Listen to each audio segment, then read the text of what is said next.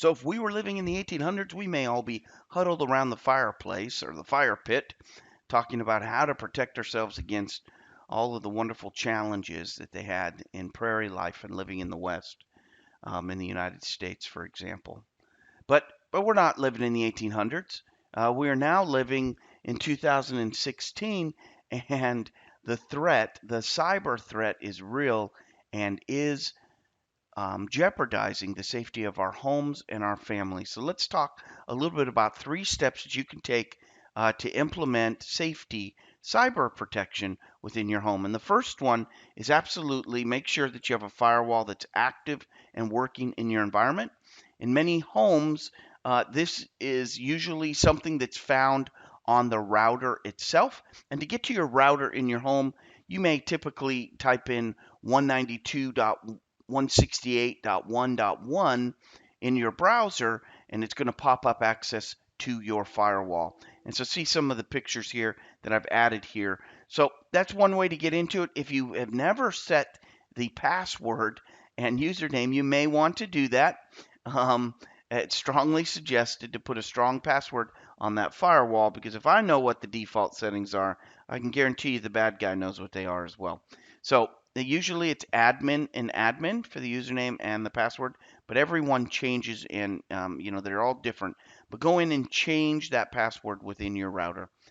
Set up that firewall, make sure it's working. You can also have a firewall running at your local desktop. So Defender, for example, if you're using Windows 10, and there are other variations, McAfee and your virus controls, they all have firewalls built in as well. So use the firewalls as they're intended to be used.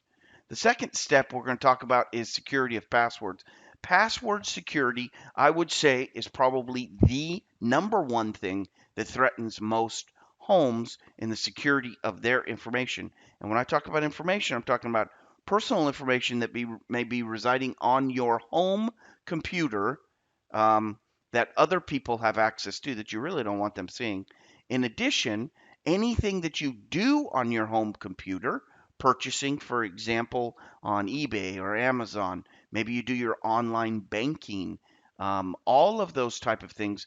If you have poor password security on your home computer and the bad guy hops onto your home computer, they don't have to know everything about you to go ahead and just run those services straight from your home computer and siphon money straight from your accounts. So you don't want that to happen. So make sure you secure your passwords. And I have 2 suggestions here, and I apologize for the product endorsements, but these are products, and this is kind of a how we do it in our home video. So there are 2 that work exceptionally well. One is the drawing on the top, which is a Yubico key. This is a dual factor hardware key that you plug into a USB port. And every time that you want to log onto your computer, you type in a master password, which should change. And that master password then is embedded. You can embed it right into that Yubico key. And then you can put very, very strong passwords on everything that you have. Very weird passwords, things that you will never remember, but the bad guy won't know either.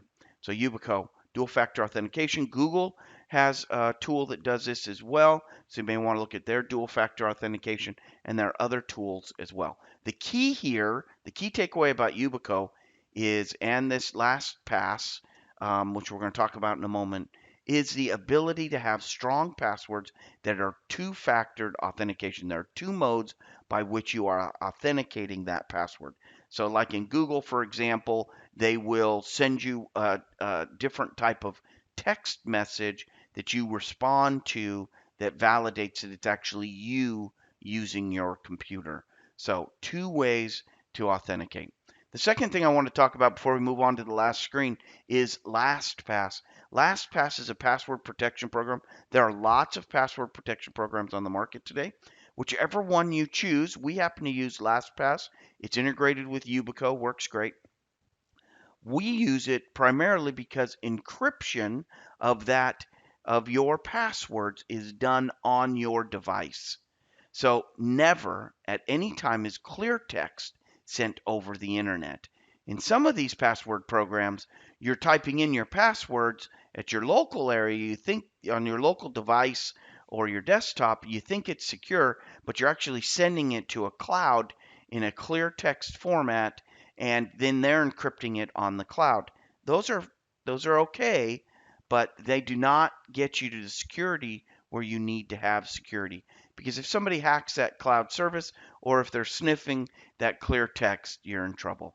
So LastPass does it all locally, encrypts and decrypts right there on the fly on your desktop or on your device, and then keeps it secure all other times. Great stuff. Might want to look into that.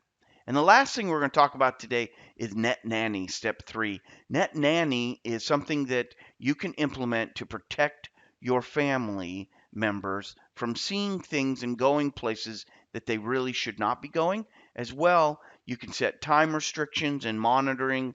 All types of activities are available through this really very consistent tool called Net Nanny. So I would strongly suggest it. It works on Android, Android and Apple. In the past, Android has been its strong suit. They've made great progress on their Apple platform as well. And then, of course, it loads on your desktop as well. So I'm going to end this video with another video that I did on Net Nanny, just giving you a real world example of how we use Net Nanny to secure our family of 6 boys and keep them out of trouble. So thank you for watching this video. I think it's very important that we understand how to protect our families now and in the future of this very demanding cybersecurity environment.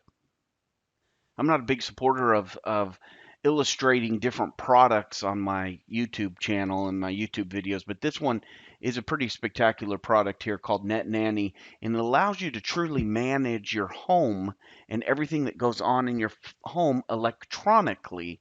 So you can manage your computers, your laptops, your tablets, your cell phones, all of that activity, especially for our children, can be managed and monitored. And so you could see some of the things here that are happening. But let me let you take a look at some of the things that we have within our environment. You can see here some of the restrictions, things that are blocked. These are things not that our children are going out looking for profanity, alcohol, and lingerie, for example, but they block it automatically because these things happen and appear in advertisements, things that you see within your environment, and your children and your families being exposed to unbeknown to them, right? It's just the way it works.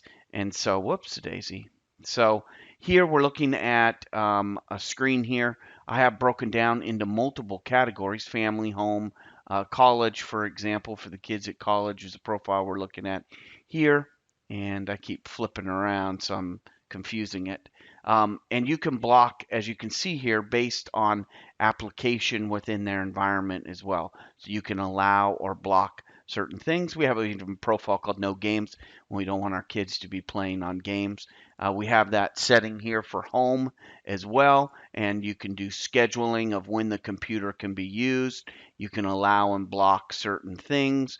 It is very, very useful. You can also list and do different activities based on the device, whether it's a mobile device or whether it's a desktop. We have found all of our devices are Android because we found that there's the most capability within the Androids to manage this environment for our family. Now, if you have Apple devices, those work as well, and you'll have to just play with the functionality of that. So that is kind of a quick overview of what Net Nanny does within your environment.